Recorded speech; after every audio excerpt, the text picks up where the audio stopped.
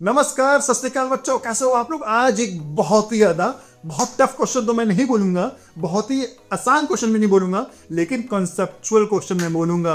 अगर आपने इनर्शियल और नॉन इनर्शियल फ्रेम के कॉन्सेप्ट्स को समझा है तो ये क्वेश्चन आपके लिए हलवा होगा। तो बच्चों, आप क्या करना है, वीडियो को पॉज करके क्वेश्चन को अटेम्प्ट करके इसका सोल्यूशन मेरे सोल्यूशन से मैच करना है और कमेंट में अपना आंसर लिखना है। तो बच्चों, ये क्वेश्चन मैं सॉल्व करता हूं। ये क्वेश्चन बोलता है a block A can slide on a frictionless incline of angle theta and length L kept inside an elevator going up with uniform velocity V. Find the time taken by the block to slide down the length of the incline if it is released from the top of the incline. ठीक है, तो basically इस block को यहाँ से छोड़ा गया और ये ब्लॉक को यहाँ पे आने में कितना टाइम लगा ये देखना है। लेकिन जो ओवरऑल जो लिफ्ट है वो वेलोसिटी v से ऊपर जा रही है ना बच्चों, वेलोसिटी v से ऊपर जा रही है और चूंकि कांस्टेंट वेलोसिटी है सो एक्सेलरेशन जीरो है ना। अगर एक्सेलरेशन जीरो है तो बच्चों ये कौन सा फ्रेम है, इनर्शियल या नॉन इनर्शियल। बच्चों ये इनर्शियल फ्रेम है, नॉन इनर्शियल फ्रेम है। इनर्शियल फ्रेम मतलब नॉन एक्सेलरेटेड फ्रेम, मतलब जी हाँ ये नॉन एक्सेलरेटेड फ्रेम है, मतलब इसका एक्सेलरेशन जीरो है। तो यहाँ पे कोई स्यूडो फोर्स नहीं लगेगा, इस ब्लॉक पे कोई स्यूडो फोर्स नहीं लगेगा, ये तो बात पक्की है। ठीक है, चलो अब मैंने आप पे एक चीज पहले पढ़ाई थी कि भैया pseudo force, inertial frame, non inertial frame सब भूल जाओ।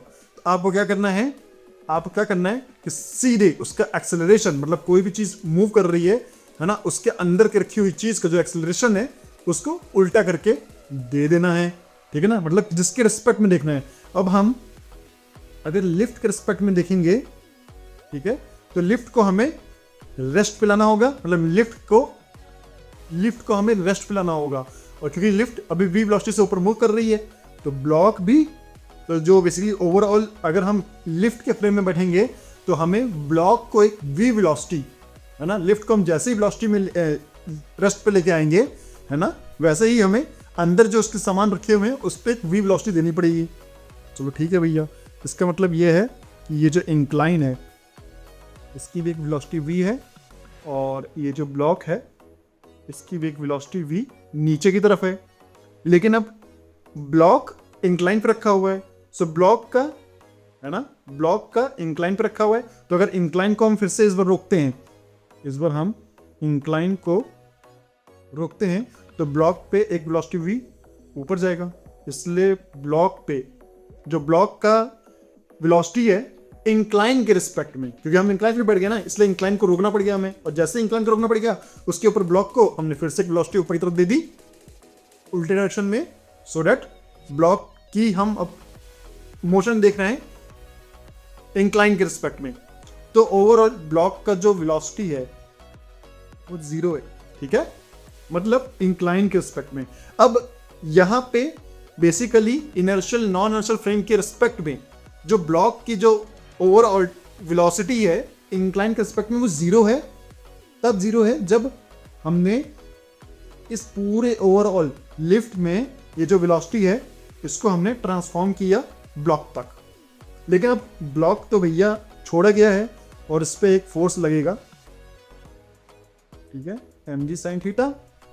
ये तो हमें पता है, मैंने बहुत पहले बताया था आपको कि भैया mg sin थीटा इधर लगेगा और mg cos थीटा ऐसे लगेगा।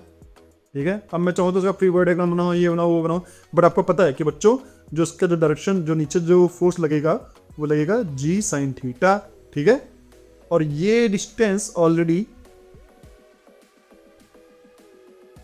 मैं ऐसे लिख देता हूं, ये डिस्टेंस L है, तो टाइम कितना लगेगा, क्योंकि यहाँ पे ब्लॉक रेस्ट पे है। सो फॉर्मूला लग जाएगा simple, S equal to ut plus half at square, है ना। इनिशियल वेलोसिटी u तो जीरो है, जब हम ऊपर से ब्लॉक को छोड़ेंगे तो उस समय वेलोसिटी जीरो है। अब g sin थीटा की वजह से इसकी एक वेलोसिटी मिलेगी इसको इंक्लाइन के डायरेक्शन में, प्लस एक एक्सेलरेशन g sin थीटा मिल ही रहा है। तो हमें पता है बच्चों उसको L लगेगा, ये वैल्यू जीरो है, प्लस हाफ एक्सेलरेशन कितना है g sin थीटा और ये हो जाएगा t स्क्वायर। ठीक है बच्चों, सो ये हो जाएगा टी स्क्वायर हो जाएगा 2l अपॉन जी साइन थीटा, और यहाँ से टी की वैल्यू हो जाएगी 2l अपॉन जी साइन थीटा। तो बस ये सिंपल सा आंसर आ गया, ठीक है। क्योंकि पूरा फ्रेम इनर्शियल है इसलिए कोई एक्सेलरेशन एक्स्ट्रा लग नहीं रहा है, इसलिए जो नीचे जो एक्सेलरेशन लगेगा वो जी साइन थीटा लगेगा। लेकिन मैंने आपको पहले बता रखा था कि अगर किसी भी चीज़ के रिस्पेक्ट में देखना है तो उस चीज़ के वेलोसिटी या डिस्प्लेसमेंट या एक्सेलरेशन को रोकना होगा, और उसके बाद जो उसके अंदर ऑब्जेक्ट्स रखे हुए हैं उसको हम उल्टे डायरेक्शन में दे देना होगा। तो यहाँ पे भी मैंने उल्टे डायरेक्शन में वेलोसिटी दिया है ना, लेकिन इस बार सबसे पहले तो हमें इंक्लाइन को देना पड़ेगा वेलोसिटी उल्टे डायरेक्शन में, उसके बाद फिर इंक्लाइन के रिस्पेक्ट में ब्लॉक को देना पड़ेगा। इसलिए जो ब्लॉक पे है वो ब्लॉक का जो ओवरऑल रिलेटिव मोशन है इंक्लाइन के रिस्पेक्ट में वो लगभग 0 हो जाएगा, ठीक है। सो इसीलिए यहाँ पे किसी भी तरह का कोई चेंजेस नहीं आएगा और सीधे सीधे g sine theta towards the down of the incline g sine theta लगेगा। और मैंने बस वही फॉर्मूला लगा दिया है, T is 2l by g sine theta, ये आंसर आ गया है। तो जिन बच्चों का ये आंसर आया है वो बच्चे बहुत अच्छे से इस पर्टिकुलर कॉन्सेप्ट को समझ रखे हैं, है ना। लेकिन अगर जिनको भी समझ नहीं आया है वो बच्चे एक बार मुझे कमेंट करें, मैं आपको इस पूरे क्वेश्चन को अच्छे से, है ना, एक कॉन्सेप्चुअल तरीके से समझाने की कोशिश करूंगा एक नई वीडियो बना के। तो बच्चों मैं मिलता हूँ आपको एक नए इंटरेस्टिंग और एक्साइटिंग क्वेश्चन के साथ, तब तक के लिए